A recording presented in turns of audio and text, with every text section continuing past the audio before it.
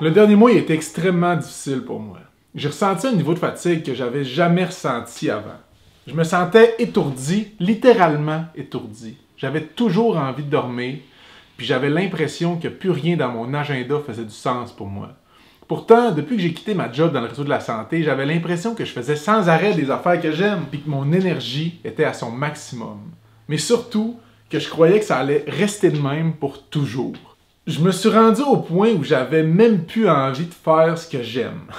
J'avais plus envie d'aller au gym, plus envie de travailler, j'avais plus envie d'écrire, j'avais plus envie de rien, j'étais brûlé. Même après 3 cafés à 6 heures du matin, je sentais pas le petit boost que j'aurais dû ressentir avec autant de caféine dans le sang. C'est quand même gros 3 cafés avant 7 heures. Mon premier réflexe, quand j'ai pris conscience que j'étais vraiment fatigué, ça a été de penser que j'étais tombé malade. Peut-être que j'ai attrapé la COVID, puis que je le sais pas. Fait que je fais un test, c'est négatif, j'ai pas la COVID. Après, parce que mes symptômes restent, je me mets à me dire que j'ai une maladie grave. Je dois sûrement avoir quelque chose, Colin. Tu viens pas autant fatigué subitement pour aucune raison. Fait que j'appelle à la clinique pour prendre rendez-vous chez le médecin. Pas capable d'avoir un rendez-vous. J'attends au téléphone, c'est long. Il n'y a pas de rendez-vous parce que j'ai pas de médecin de famille en Estrie. Colin. À ce moment-là, je me sens un peu tanné, fatigué, brûlé. J'essaye à la clinique sans rendez-vous, c'est plein. Je rappelle chaque jour pendant plusieurs jours, puis je me rends à l'évidence.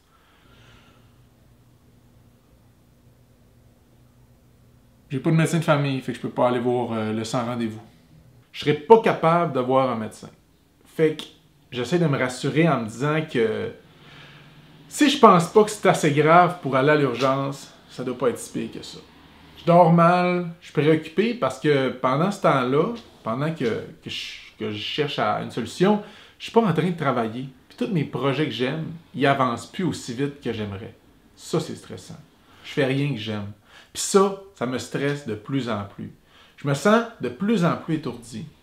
Je commence à avoir mal à la tête. Ça faisait 2 semaines que ça durait quand j'ai décidé d'en parler avec un de mes bons amis. J'y ai parlé de ma sensation d'étourdissement, de ma fatigue, puis de mes maux de tête. Puis il m'a partagé qu'il avait déjà vécu ça lui aussi.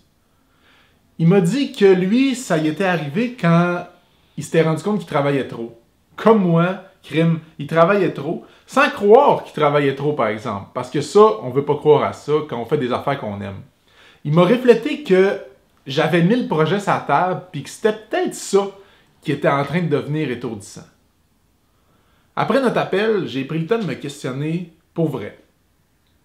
Je me suis questionné à savoir qu'est-ce qui est prioritaire dans mes prochaines semaines. J'ai ouvert mon agenda, puis j'ai regardé ce que j'avais à faire. J'ai identifié seulement ce qui était essentiel à mes yeux.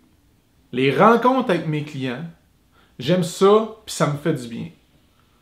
Mes cours à l'université, généralement, donner de la formation, ça me donne de l'énergie. Les échanges que j'arrive à avoir avec les étudiants, ça m'enrichit, puis c'est quelque chose qui nourrit énormément ma créativité. Mon entraînement, j'ai besoin de dépenser un peu d'énergie, puis de m'accorder du temps pour prendre soin de mon corps puis de ma tête. Le reste du temps, cette semaine-là, je l'ai passé à dormir, à faire des siestes, à lire, puis à écouter des séries sur Netflix. Ça faisait longtemps que j'avais pas fait ça. Puis en passant, si jamais vous êtes abonné à Netflix et que vous voulez écouter des séries que j'ai écoutées, je vous en recommande 2 que j'ai bien aimées. Drive to Survive puis Abstract, The Art of Design. C'est des séries que j'ai vraiment adorées. C'est un peu style documentaire, mais bref, je vous laisse découvrir ça. Ce que ça a fait, c'est que durant ma semaine de repos, j'ai mis mon énergie uniquement sur l'essentiel. Ça m'a fait réaliser 2 affaires importantes. Premièrement, je me sentais plus fatigué, puis deuxièmement, en regardant un peu en arrière, j'ai réalisé que ma semaine avait été une des plus productives que j'avais eues depuis le mois de janvier. Ça a été comme un coup de poing d'en face. J'en ai fait plus en faisant moins. Cette prise de conscience-là m'a fait apprendre une affaire importante par rapport à ma gestion de mon énergie. Puis j'ai envie de vous le partager. Avant de me sentir épuisé, j'investissais énormément d'énergie dans plein de projets diversifiés, puis à chaque jour. Je travaillais 7 jours sur 7. Je pensais que je pouvais tout faire à 100%. Donc, je disais jamais non, ma cour était pleine puis mon agenda aussi. Le résultat de tout ça, c'est que je devais mettre beaucoup d'énergie pour faire avancer plein d'affaires sans jamais avoir le sentiment que ça avançait vraiment. Je diffusais mon énergie dans plein de directions. Ça m'amenait à me lever plus tôt pour gagner du temps puis à finir mes journées plus tard. Encore une fois, pour être certain d'avoir eu le temps de tout faire ce que j'avais à faire dans ma journée. Ce que ma semaine de repos m'a vraiment appris, c'est que de prendre un temps d'arrêt pour identifier ce qui est important à mes yeux, ça a été la chose la plus productive que j'ai faite depuis longtemps. J'ai identifié ce qui était essentiel à mes yeux. Ça m'a demandé un peu de temps, c'est sûr, mais ça m'a sorti du pilote automatique. Ça m'a obligé à choisir quel projet j'avais envie de finir, puis quel projet allait devoir attendre un peu. Une fois mon agenda remanié, épuré, je dirais, j'ai pu investir mon énergie dans une seule direction. Une seule direction qui se résume en 3 projets. Prendre soin de moi, prendre soin de mes clients, puis apprendre des nouvelles affaires. 3 projets qui sont alignés puis qui me permettent de mettre mon énergie dans une seule et unique direction. C'est moins fatigant, c'est moins stressant, ça me permet d'être moins brûlé le soir. Je me sens plus étourdi. À cette heure, je prévois un petit 30 minutes chaque lundi matin en commençant ma journée pour me poser une seule question bien précise. Qu'est-ce qui est essentiel à mes yeux parmi toutes ces tâches que j'ai à faire cette semaine? Après ça, je fais du ménage dans mon agenda puis je libère du temps. Je m'assure que je vais pouvoir investir mon énergie dans la bonne direction plutôt que de m'éparpiller puis de m'épuiser.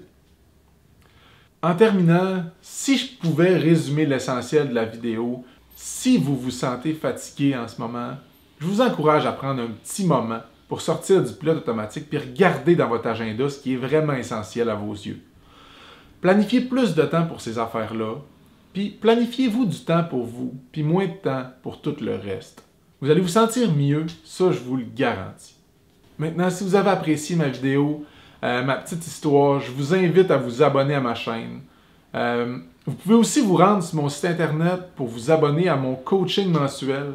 C'est un courriel par mois dans lequel je vous mets au défi pour vous développer personnellement et professionnellement. Tous les liens ils se trouvent dans la description de ma vidéo. Puis en plus, si vous êtes curieux de savoir ce qui se trouve dans ma bibliothèque, je vous ai mis quelques liens vers les livres que je suis en train de lire en ce moment. Je vous dis merci pour votre temps, puis j'espère qu'on pourra se retrouver dans une prochaine vidéo.